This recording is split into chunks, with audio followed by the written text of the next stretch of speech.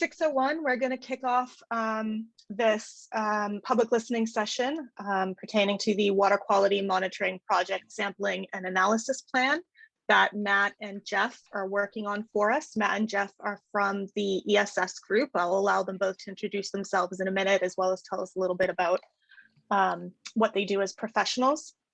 Before we begin and dive right into a presentation about the plan and receive your feedback on it, I just want to clarify one thing. So this project isn't about monitoring the quality of Brockton's drinking water. So the study isn't going to be looking for levels of PFAS or any of those other drinking water quality issues that you might be interested in or have heard about recently. The Brockton Department of Public Works is responsible for drinking water quality monitoring, and they do that as per state and federal guidelines. If you're a resident of Brockton, you should on an annual basis be receiving a water quality report annually. I believe one was, or at least I received one, I think it was probably about a couple months ago. So it comes out, I think, sometime in the middle of the year. So if you do have drinking water quality issues or concerns around PFAS or any of that sort of stuff, then what you should do is really reach out to the Brockton Department of Public Works for further information. This study, as Jeff and Matt will explain, is really about monitoring and identifying the ecological health of Silver Lake and how it may or may not be deteriorating as a result of the way that it's been managed over the past over 50 years or so. So Matt and Jeff will talk about that a little bit more, and then we'll be able to have some conversation and discussion at the end. Before I begin, I'd just also like to introduce Frank Basler, the county administrator. Frank is the glue that holds the commission together in our advisory board. And we also have my fellow commissioners on this evening as well, Mark Sotier and Jack O'Leary. Jack or Mark, do you guys have anything to add before we pass it off to Jeff and Matt? No, Joanne, I think you summed it up very well. Jack, anything? I agree with Mark. All right, great. All right, so with that, over to Jeff and Matt. Sure, I'll start by introducing myself, Matt Ladwig. I'm a certified lake manager with ESS Group, and I've been working on water quality issues and water management work with ESS and lakes, ponds, and reservoirs throughout New England for the last 15 years. I will be serving as the project manager on ESS's side for this project. Jeff, over to you. Excellent. Thanks, Matt. My name is Jeff Hirschberger. I'm a senior hydrogeologist with ESS Group. I've been with the company now for about 22 years, and I've worked very closely with Matt and also Carl Nielsen, our other certified lake manager, on a number of their water resources projects. My background, I deal both with kind of clean water work, the water supply type work and the water resources work we're doing on this type of a project. Also on contaminated sites as well. So I do have some familiarity with the other compounds that Joanne mentioned in her introduction. But I will be assisting Matt and others with kind of the groundwater aspects and also the water resource aspects of the project. Great, thanks, Jeff. All right, shall we go ahead and kick off the presentation at this time? Please do. I think, let me just make sure I gave you sharing privileges. Are you able to share? Let me give it a shot here. Nope, now you should be able to. Okay.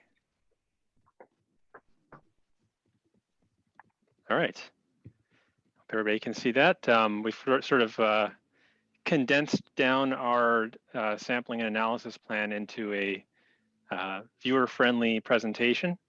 I think the full document is posted on the District Commission's website, so you can refer to that if you'd like to see the whole thing. But we're going to hit the main points tonight and give you sort of an overview of what is in the SAP And definitely at the end, we'll be opening up to questions and comments if anybody has any questions or comments to add. So as I mentioned, I'm Matt Ladwig with ESS Group. Tonight we'll be presenting the Silver Lake Water Quality Monitoring Draft Sampling and Analysis Plan. We've been working with the Central Plymouth County Water District Commission to develop this. An overview of the outline for tonight's presentation. We'll introduce the concept of the Sampling and Analysis Plan. What is it? We'll describe the objectives of the Silver Lake Water Quality Monitoring Project's draft SAP. We'll present the elements of the Silver Lake Water Quality Monitoring Project's draft SAP. And then we'll receive verbal input or questions on the draft SAP, as I mentioned previously. So first off, what is a sampling and analysis plan, or SAP? Well, it's composed of the following elements associated with planning and execution of a field sampling program. The first element that we've identified in our SAP is the project description. This identifies the goals of the field sampling program. Why are we doing the work? What's the problem we're trying to solve? What are the data gaps we're trying to address? Essentially, why are we collecting this data? And then we also define the project domain next. That defines the geographic location of the project and the associated sampling stations. So what's the area that we're focusing on? And where are the locations where we're going to take measurements to fill the data gaps that we're trying to fill? Then there's the project design. This actually describes the data collection process, so the methods and the approaches that we use to gather the data that we need. And then finally, the project schedule, providing a timeline for the implementation of the field sampling component. So looking at that first component of the SAP, the project description, we have essentially two basic goals here that were set out at the beginning of the project. One is to collect water quality data to help inform community management decisions to address water quality and quantity issues in Silver Lake and the connected water bodies. And just a note here, these photos actually are from Silver Lake. Some of the earlier ones were not. They were just pretty photos. But these are both from Silver Lake. The top one was taken this year, actually, from our first visit there. And the bottom one was taken a number of years ago, obviously in the winter, but these are local photos here. And then the second objective or goal will be to develop a baseline understanding of current water quality and continue to develop solutions-oriented relationships with the City of Brockton's water division and the public. So this is why we're doing this project.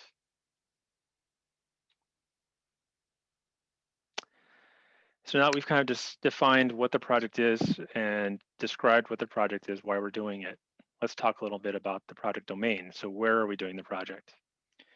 Here you'll note that the geographic scope is not just Silver Lake, but it extends, although it is focused on Silver Lake, it does extend out to 3 tributaries, as well as the Furnace Pond diversion, the Monpont Ponds diversion, and the outlet of Silver Lake. And I'll zoom in a little bit more on the next slide to give you a little bit more detail. So here we have a more detailed focused map showing the project domain for Silver Lake.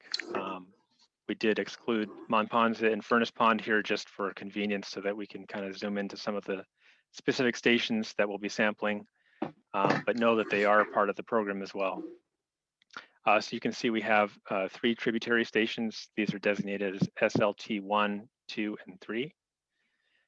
These are Tubbs Meadow Brook, Little Brook, and Mirage Brook. And then we have the outlet, which is SLTD, that actually feeds into the Jones River.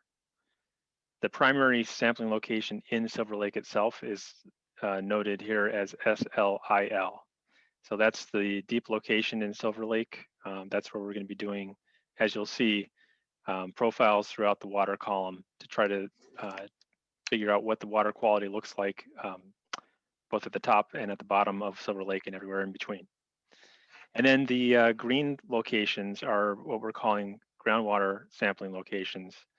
These are actually not specific points, but shoreline segments that are represented here as points. We've elected to go with 4 altogether that we'll be studying over the course of the project. There's 2 in the northern portion of the lake, and then 2 in the central or southern portion of the lake. And each of these has its own unique site ID, so we can easily identify them as we go along in the project. So really the first component of the project design, what we're actually doing here, is mapping. So we'll be mapping 3 different things here for Silver Lake. One is the bathymetry.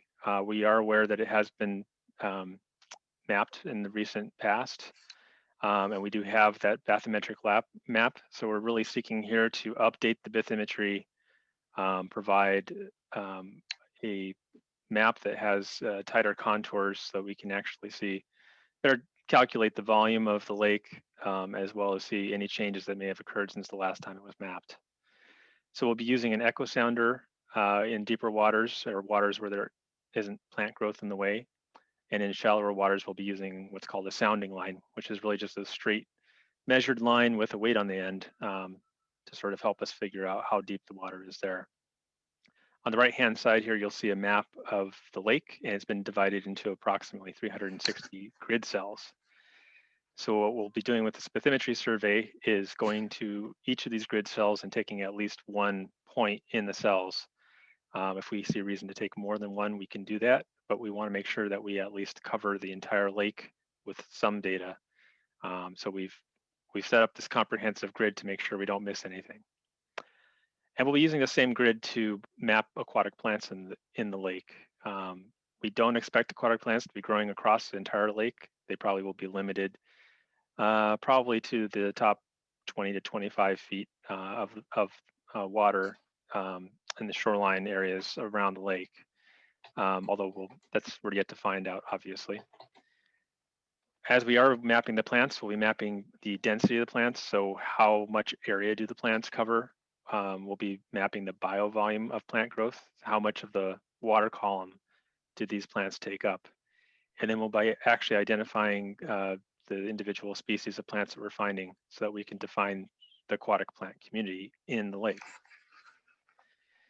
We'll also use this survey to identify the extent of any aquatic invasive species. So if we find any species that are likely to be problematic for management reasons, we'll identify those. And to do that, we'll use plant sampling rakes. There's a photo of one here on the right in the upper right-hand corner, chock full of plants. We'll be using surface observations from the boat, and we'll also use an underwater camera as necessary to look for these plants, mostly, as I mentioned, in the shallower grid cells where plant growth can be sustained. And then finally, we'll be mapping macroinvertebrates, not so much for their own sake, but to help us determine what the extent of seasonal anoxia is likely to be in the lake. And let me just define that real quick. Seasonal anoxia is low dissolved oxygen conditions that may develop, particularly in the summertime, when the lake becomes separated into different layers. And so the surface layer may maintain a good circulation and contact with the atmosphere, whereas the bottom of the lake becomes separated from that. And over time, as organisms are using up oxygen in the bottom waters, that oxygen can actually, that's dissolved in the water, can actually be depleted. And that can lead to other water quality issues over the course of the summertime and for the lake as a whole. So we think it's very important to know how large that area of anoxia is. And we'll be using macroinvertebrates as one tool to help us define that. So we'll be taking 7 grabs from varying water depths across the lake. We'll start sort of shallow and then move out into deeper areas. And what we're looking for there is a change either in the community of macroinvertebrates that would signal some sort of stress, potentially related to dissolved oxygen concentrations, or at some point, the complete lack of macroinvertebrates, which would indicate that there's not enough oxygen to sustain life at that depth. So that's how we're going to be using the macroinvertebrates to assess seasonal anoxia in Silver Lake.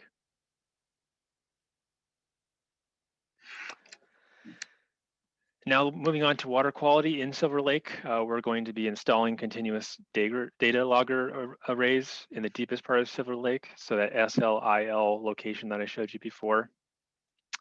We'll be programming these loggers to collect readings on an hourly basis. We'll be installing them hopefully here in late August or September, and then leaving them out until just before ice cover sets on the lake. And then we'll go back out and redeploy them in the spring and leave them there for a couple of months in the spring and get a little bit more data before this study is done. So the logger arrays will consist of a near surface and a near bottom array. The near surface array will allow us to measure water depth as well as water temperature and chlorophyll A.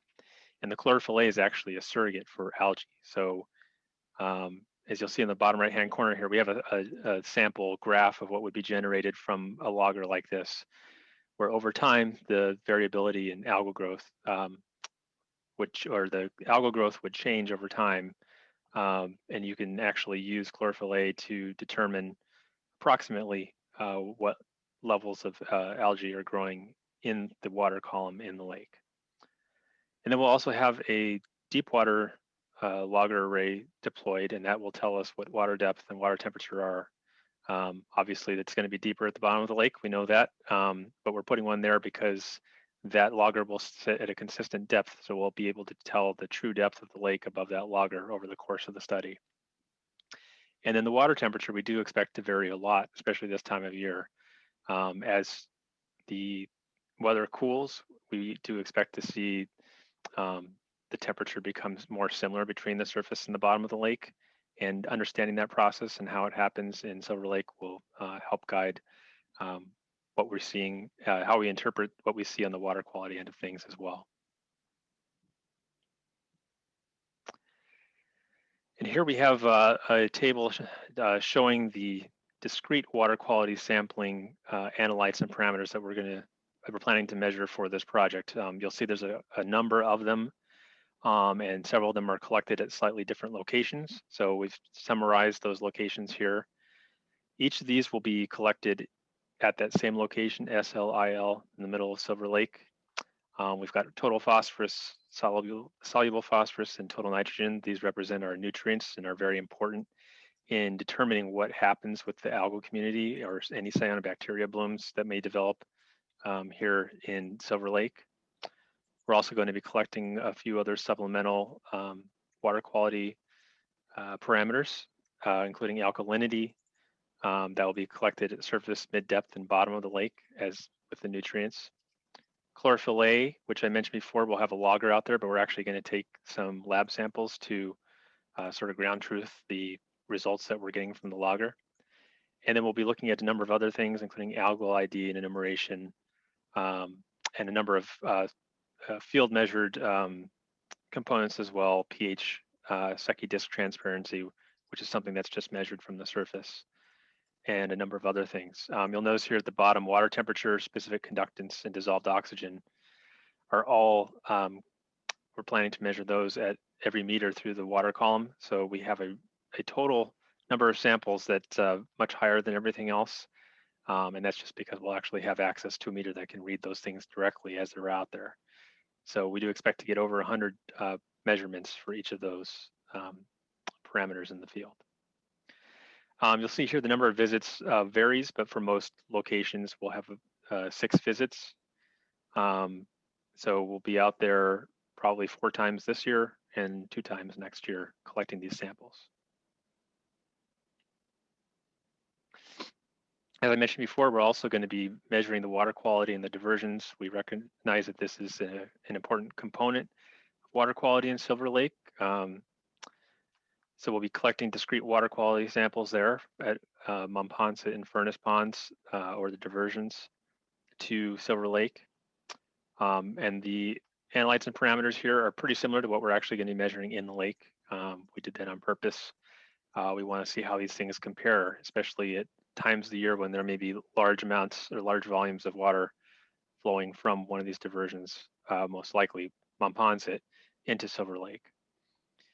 Here we've identified 3 visits, so we'll be going out to these other locations about 3 times, trying to get out there during periods of active diversion. So that's unlikely to be happening the entire time that we're doing this study.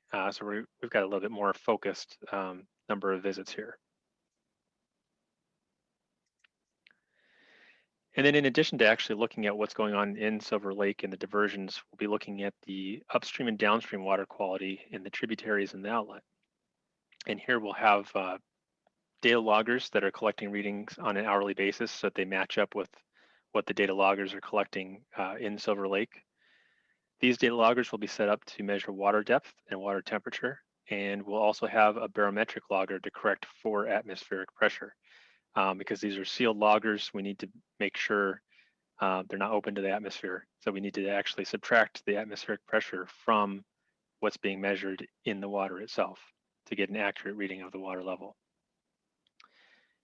And going along with that, because we don't want to just look at water level in the streams, we want to know what does that mean for actual discharge, what's the amount of water coming in.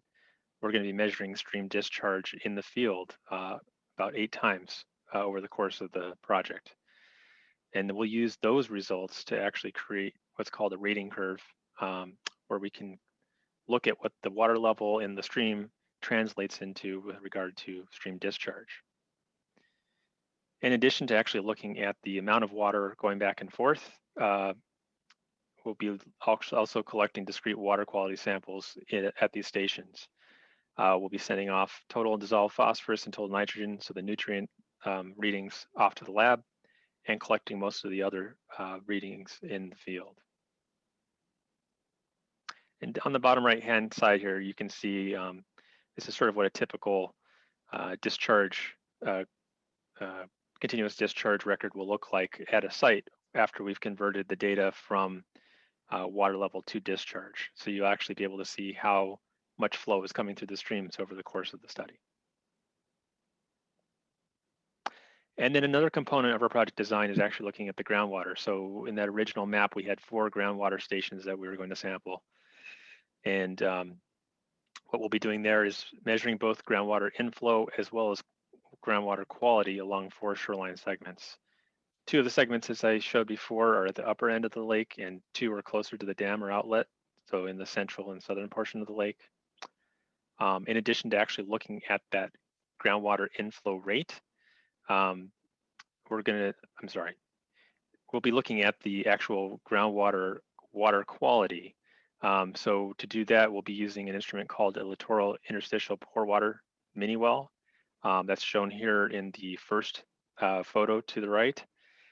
This is basically just a tool for extracting shallow groundwater to use for water quality testing. So we'll be looking at phosphorus, ammonia, and nitrate from that. If we see high amounts of this, it could be related to septic loading or other sources from the watershed that are actually coming in through groundwater. So this is potentially an important component of the water quality equation here for Silver Lake.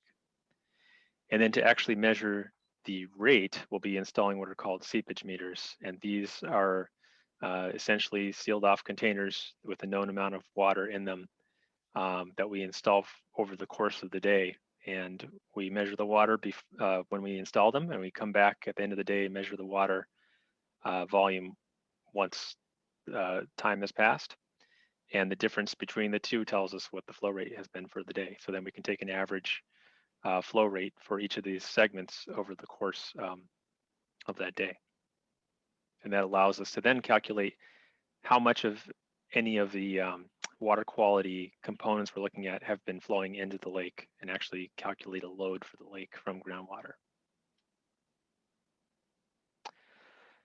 And finally, here's a look at the Silver Lake schedule for the SAP implementation. So I've alluded to some of this over the course of tonight's presentation, but this is sort of an easier way to see it, laid out as a calendar schedule. On the left here, we've got, you'll see that first green square that indicates the start of what we're anticipating will be the mapping in Silver Lake. So we're hoping that we can be out there later this month actually, and start mapping. And then as you move into September and into the winter, you'll see that's when the next 2 items pick up: the in-lake water column and quality sampling, as well as the upstream and downstream monitoring that I mentioned. And that will essentially be doing once a month through the end of the year.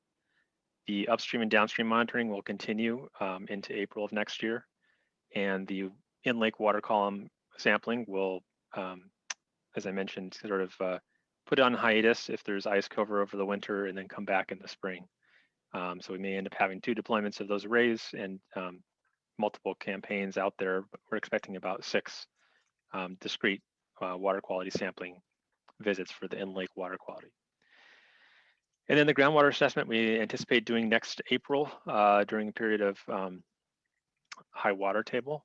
And this is all to set us up for being able to produce the final reports, which is here called the draft technical memorandum and the revised final technical memorandum for the end of the project. So we can then summarize the data we've collected and present our recommendations for next steps, which is what we're doing all of this for. So with that, I guess I'll hand it back over to the commission. I know tonight we had anticipated receiving verbal input or questions, and also note that there's also a written comment procedure, but I'll hand it back over to the commission to take it from here. Great, thank you very much, Matt. So we do have a couple of technical questions that have come in from Bernadette Kolb.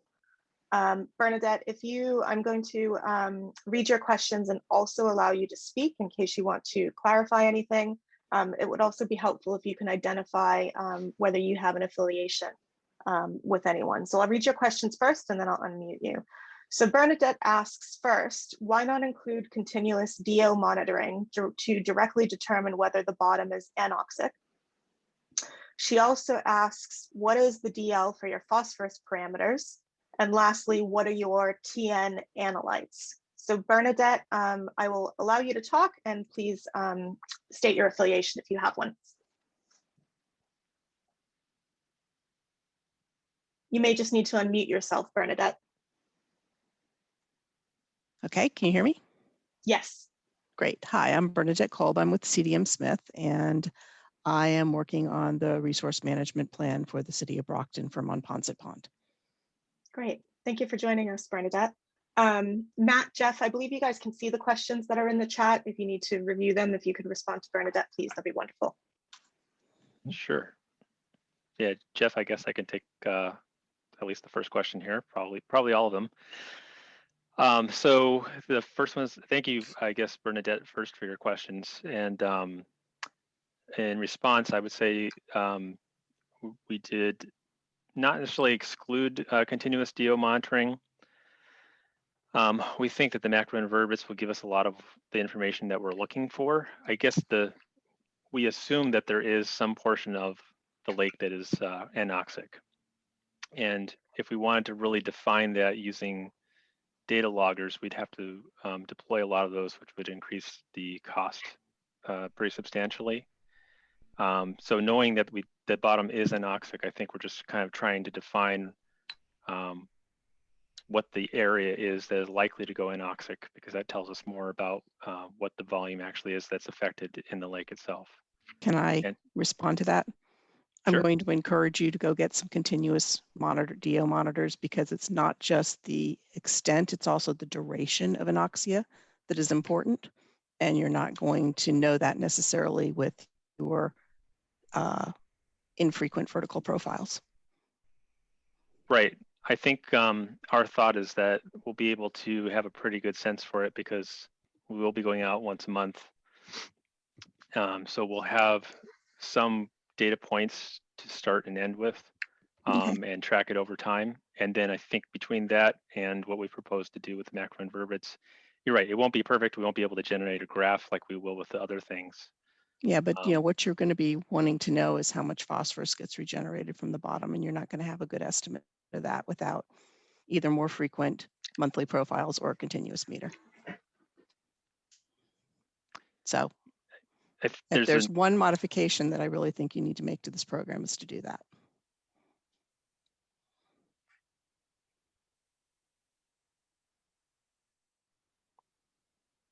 Okay, Matt, do you, so Bernadette had some other questions as well too. I don't know.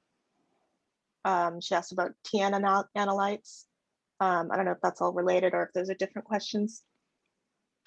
Yeah, I can answer those too. I guess one thing that's not in the SAP right now, because it has not yet been approved by the commission, but is part of an optional task for one of our scope, or for our scope, is actually collecting sediment cores, I guess, to kind of get to Bernadette's point, and looking at the phosphorus release potential from those from those sediment cores. So I guess that's another tool that we have that's not in here, and we may end up using, but we're not sure yet. To get to the question about the total nitrogen analytes, we are looking at nitrate, nitrite, and TKN. And then what was the last? DL for phosphorus. Oh, DL for phosphorus, yeah. Well, in general, the lab's going to be reporting back to us. We're going to get better than 0.01 milligrams per liter. But typically, the reporting limit is around 0.01. But we're definitely hoping to go lower, although we do expect most of the time the values will probably be higher than that, unfortunately. I will tell you that I did some research on phosphorus in Silver Lake, and the value that was available historically was lower than that. So trying to find a better detection limit for phosphorus would be very helpful. How low would you recommend we need to go? 0.05, 0.005, if you can. Yeah, I think we 0.001. 0.001 is very, very low. There's very few labs that would be able to get. I think we would be able to get 0.003. Okay. On a pretty regular basis. Then you should aim for that, because when the algae strip particularly since you're measuring soluble phosphorus, you'll just end up with a lot of NDs. And you want to know what those really are. Yep, I think we'll do a good job of collecting the total phosphorus numbers too, and that's really what's going to drive a lot of what we may end up doing with the data. Okay. Do you have anything else, Bernadette, before I move on to somebody else? I typed in one other question, which is why not analyze for all the TN analytes in the groundwater samples? We're focusing on the soluble analytes for now. Okay, well, it's just when you go to do your total nitrogen budget, it would help to have the answer to the question, even if you don't do it in every sample every time, at least do it in one of the samples, so that you'll know, you'll be able to give that TN complete picture. Yeah, I understand where you're coming from. Yeah, otherwise it's just an uncertainty that people will question. Thank you, Bernadette. For folks, both Bernadette, for yourself, and for other folks that are on this listening session with us, if there is data or reports or information that you have pertaining to any of the issues that this commission is looking at with this study by ESS Group, please feel free to reach out to the commission and share that information with us. Part of what we've struggled with has been actually identifying all the different bits and pieces that have happened around the lake over the last many decades. So if you do have any information, please, if it's publicly available, please do share that with us. All right, we're going to move on to questions from Jamal Brathwaite. So Jamal, thank you for joining us this evening. Jamal has two questions. The first question, Matt, is what is the expected timeline for reporting results for each stage of the testing? I'll let you take that one first before I ask the second one. Yeah, I guess could we get some clarity on the reporting results for each stage of testing? I guess is Jamal referring to deliverables there, or lab results, or what's the specific? Jamal, I'm going to unmute you and allow you to clarify that question. Hold on one second. All right, Jamal, if you unmute yourself, you should be able to clarify that.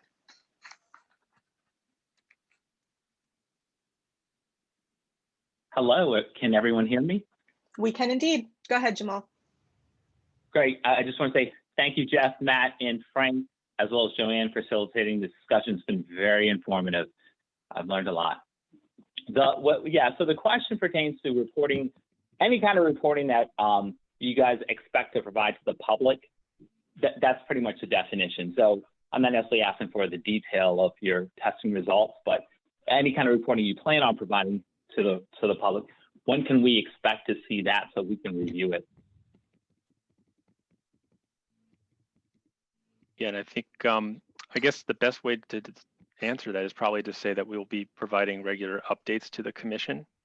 That's probably the easiest way to obtain updates on the data that we're collecting. But I don't anticipate that we'll have anything that has really detailed results probably until the technical memorandum comes out at the end.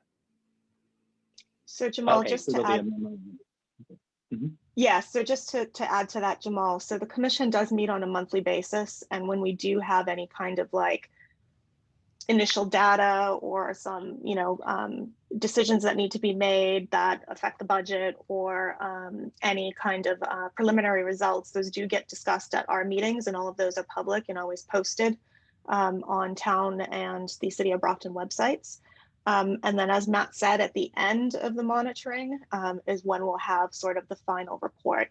And at that point, where we'll actually do more public, another public listening session to present those findings and be able to have some more discussion with the public and other interested folks as to what recommendations may be using the data that ESS Group has been able to collect.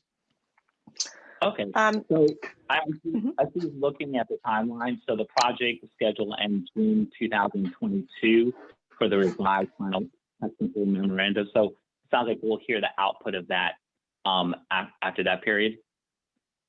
Yeah, assuming everything kind of goes to plan and there's no kind of hitches or anything like that, yeah, we expect to kind of have a final report in the spring. Sounds good. I'll add that to my calendar. Thank you. Awesome. All right, and Jamal's second question, Matt, was what thresholds will the test results be compared with to determine recommendations? Yeah, that's a good question too. Thank you, Jamal. I think it kind of will depend on what we actually see. ESS did do work on this lake back in 2004, I think it was. It was a much smaller study. Obviously, a lot of time has passed. I think some of the conclusions that were drawn from that study at the time may not hold anymore. So as far as thresholds to compare against, it really is, I don't think we're necessarily going to be looking at drinking water thresholds in a regulatory fashion the way that you might for something else where you're actually looking at water coming into the plant. But we're going to be looking at it for thresholds that we think are important for actually managing the lake going forward. And I think, as Joanne referred to before, trying to make sure that the ecological health of the lake is in good shape. So it will depend a little bit on the results that we get because there won't necessarily be absolute thresholds for certain analytes. Some of them will depend on what we're getting elsewhere in the study as well. Hope that answered your Jamal, question. do you have any other questions? I don't. I just want to say thank you, and I look forward to being part of the conversation and hearing the output of the results as they're available. Thank you for joining us, Jamal. I'm going to move you back to the attendees now, but if you do have more questions, obviously, please post them in the chat or raise your hand. All right. Does anybody else on the call this evening have any questions? Pine. All right, Pine, I've allowed you to talk. You should be able to unmute yourself. Thank you, Joanne. Thank you to the ESS team and everybody. Joanne, I did send you, I asked, I'm Pine Dubois with the Jones River Watershed Association. We've been working on those various studies that people seem to have a hard time finding for a long time in Silver Lake. And I did reach out to Brad Chase of the Division of Marine Fisheries and sent Joanne, I sent you his email to me from this afternoon. I had him review the plan. And he had 4 basic points that I'd like to share. I don't know if you want me to just send those on to you or if I should read them for the record. I think go ahead and read them for the record, if that would be all right. Yep. Okay. First, as to the sampling locations, your figure 2 on page 3, the SLIL, or 1L, is the only in-lake station for Silver Lake. It appears to be close to the SL4 station. When DMF and Jones River Watershed did a river herring habitat assessment, that's what he's referring to. It was very close to that station. So he recommends more than 1 in-lake station. The project could add an SL2 to gain information on the hypolimnion at a different location in the lake that might allow for modeling of the anoxia hypoxia, or add a shallow water station next to the Monpont diversion or the Tubbs Meadowbrook outlet. What we found was, as you're suggesting, a lot of anoxia at very shallow depths. So it was very scary, given that the lake is up to 75, 80 feet deep. The fact that at such a deep low oxygen was very concerning. The second point, relative to the continuous data logging on page 7, it calls for one array that will be located within 5 meters, that is 16 feet of the lake surface, and a second array that will be located within 16 feet of the sediment water interface. And it is not clear to him, Brad, if the logging will begin at 5 meters below the surface and continue to 5 meters off the bottom. If so, it will be missing important locations in the water column, and he recommends starting the sampling at close to the surface and the bottom. DMF often uses the 0.3 meters from the surface and 0.5 from the bottom, and he's seen others use 0.5 meters for both, or 1 meter off the bottom. His third point on table B, surface water quality analysis on page 8, the protocol has sampling every meter for temperature, dissolved oxygen, and specific conductivity. Conductivity is generally stable in water column, he says. Water pH varies with carbonic acid, ammonia, and photosynthesis dynamics, and can reflect on the health of the water body. He recommends switching pH for conductivity for sampling every meter as being a better reflection of what's going on in the lake. And I didn't know that. I didn't know pH changed in the water column. I figured, hey, once you grab it, you grab it. Number 4, table C, surface water quality analytes and parameters to be monitored from the diversions east of Monpont and Furnace Ponds, page 9. The nutrient sampling is intended to improve the understanding of hydraulic and nutrient budgets. It's not clear if the sample sizes at the diversions, 3 visits, and SL1L 6 visits are adequate to quantify, the lake nutrient budget. Consideration should be given to designing a suitable sample structure that at the inlets and outlets to prepare nutrient loading and budget estimates. And I can email that to ESS now that, Matt, I have your email address. I didn't have it before. I did send it to you, Joanne, a little earlier. And then I had a couple quick comments if I. Sorry, Pine, before you do, let me just ask, Matt, do you want to respond to any of that now? I don't think I really Digested it. need to. It's a Yeah, I lot. think Yeah.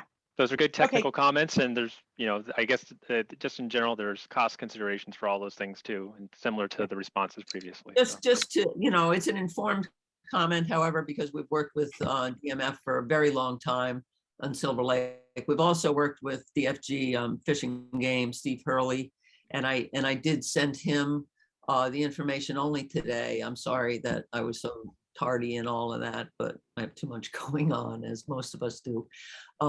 But if I do hear back from them, I would like to give it to you for your consideration, because it's very informed in that we've been working on it for a long time. As far as the project description up front, I don't know if I mentioned when last we spoke that Silver Lake was reclassified with the entirety of the Jones River in February as a cold water fishery. So in terms of your project description, it's not just an outstanding resource water because it's a water supply. It's an outstanding resource water because it's a great lake and a cold water fishery. And that some of the results that you have are going to the fact that there is a major project underway where the city of Brockton is a partner in terms of establishing fish passage for Silver Lake. And so I think that's an important area for the commission, at least, if not ESS, to keep in mind. And that's also why I brought up the bathymetry, that I know that everything affects your budget. And so, if that old bathymetry, and I didn't know whether you really had all the data sources, I do have that. I thought I could just email it to Joanne, but it proved to be 60, way up there in the megabyte range. But if you don't have the data points, ESS, I can send you those files if we can figure out a way to FTP the site, or some other way.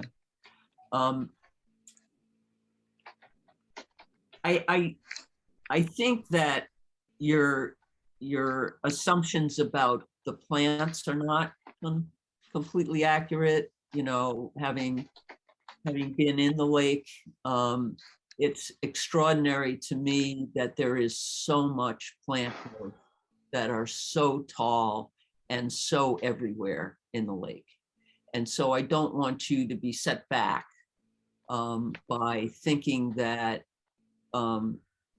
it's only in the shallow areas. The plants are 15, 20, 25, 30 feet tall. And it's shocking to me how much growth there has been over the last 2 decades. I'm delighted that you're doing macroinvertebrates. I hope that means you're going to take the mussels into consideration. We did do some mussel studies. Mostly we were trying to evaluate, and this is what caused us to do the bathymetric survey. We were mostly interested in, how the mussels moved as a result of drawdowns. And so, we were sort of tracking where the young mussels were and that sort of thing.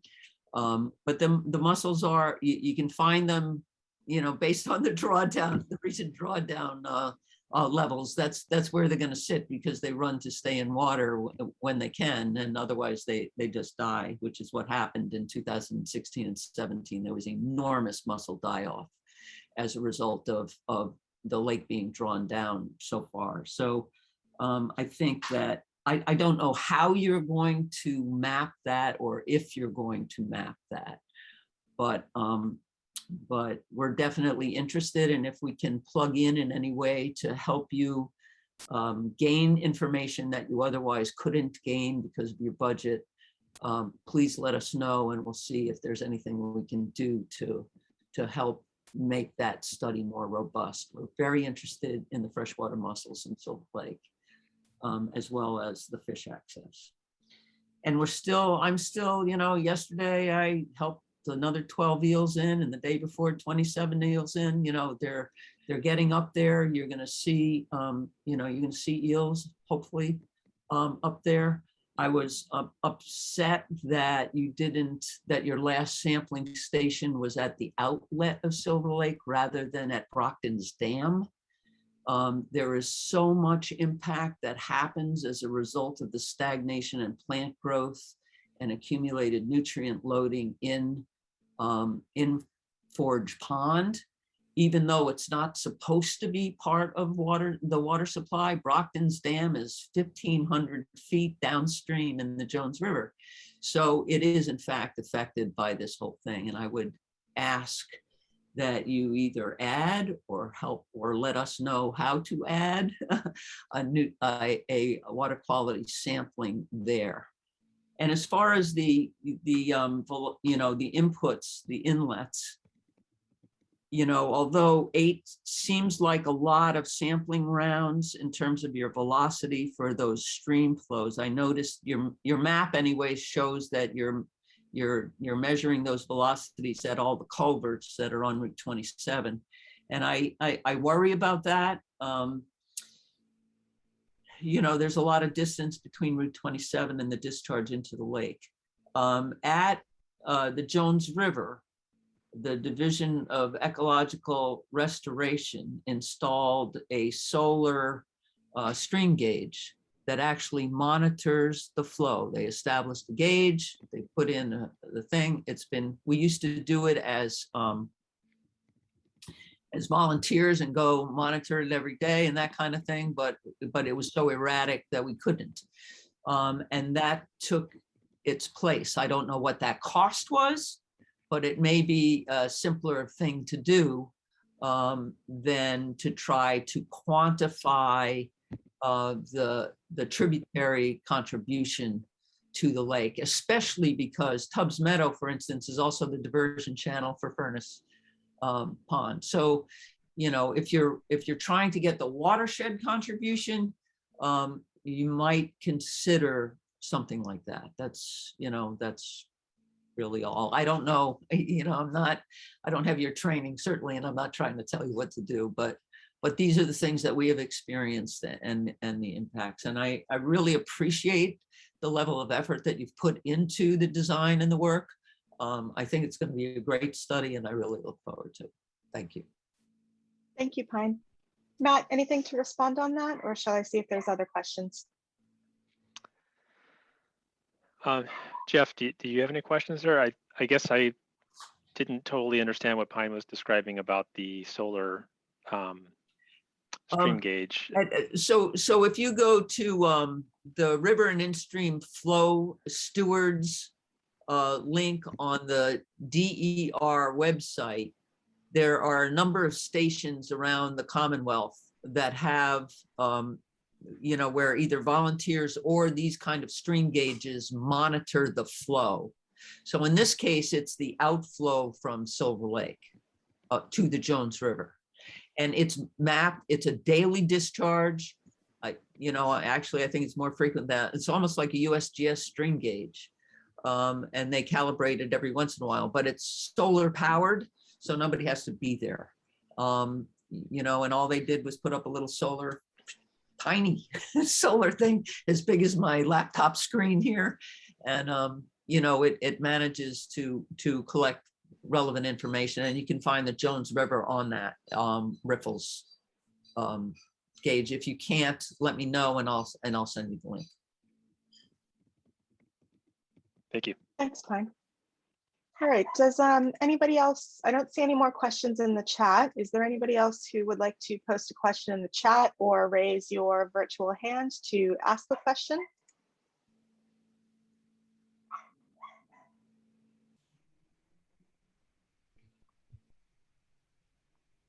I don't see any other questions. Mark or Frank, do you guys have any questions? I'll let you go first, Commissioner. I do not, Joanne. All right, Frank? My only point was that we will take the presentation from today, add it to the materials on the website. And I'm not sure, Chair, how big the file will be coming from tonight's video, whether you might be able to be easier to add it yourself versus going to me to go to the website. Yeah, I can do that. Because I know I won't have anything big enough to accept it. So Yeah, if we that's could fine. do that, that should really be helpful. And the main thing is comments go to either Matt or myself. Our emails are on the meeting announcements and on the website announcement, and we will get that information all coordinated for the commissioners on their meeting, which is the 24th at Tuesday the 24th at noontime. It's a Zoom. Great. So I'll just reiterate a couple points that Frank made. So Jamal, you asked where you'll be able to find the recording. So it's going to be at centralplymouthcountywater.org. Under projects, there's the water quality monitoring at Silver Lake project. You'll be able to click there and find it. The link, the direct link to that is in the chat if you scroll up from earlier this evening at 6:11. The comments for those folks who think of other things after this meeting, if you've already made your comments this evening, you don't have to submit written comments. You can submit them again written if you like. That's totally up to you. So comments will be accepted by August 20th at 5 p.m. via fbasler@plymouthcountymA.gov and also mladewig@essgroup.com. You can find that contact information on our website after today as well, and also on the public notice for this meeting.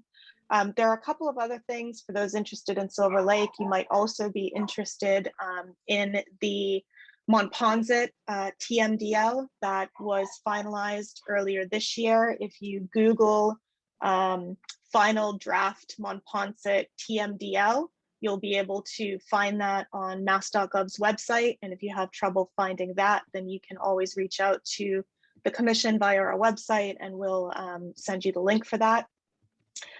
There is also currently public input being sought on the Monponset management plan being developed by the city of Brockton as part of their requirements from the state. So there is more information on the Brockton website about that resource management plan. If you click on the Brockton, if you go to the Brockton homepage, scroll down, there's a new section. Resource management plan for Monponset is under that new section. It'll take you to some slides from the public hearing that was held on October 3rd, as well as information in the public notice about how to submit written comments for that if you so choose. Let me just scroll down. I see there's a couple more. Oh, there we go. Super. So Frank, thank you for putting those into the chat. The commission does meet on a monthly basis. All of our meetings are public and posted by your city or town. So do come to future meetings if you are interested in our work. And with that, unless anybody's got, last call for questions. Anybody? No? Mark, did I miss anything, or Frank, anything else to add? I don't think so, Joanne. Awesome. I think we're good to go. I want to thank ESS Group for your time this evening and for all the efforts that you're putting onto this project. If we had an unlimited amount of money, I know that there's a million stuff that we could do to improve this work. So there's some, decisions that need to be made about how far we can take it. So thank you everybody who joined this evening for joining us on this call. Again, the recording of this is going to be available at centralplymouthcountywater.org, as well as the slides and presentation. Have a good evening, everyone. Thank you. Thank you, you too.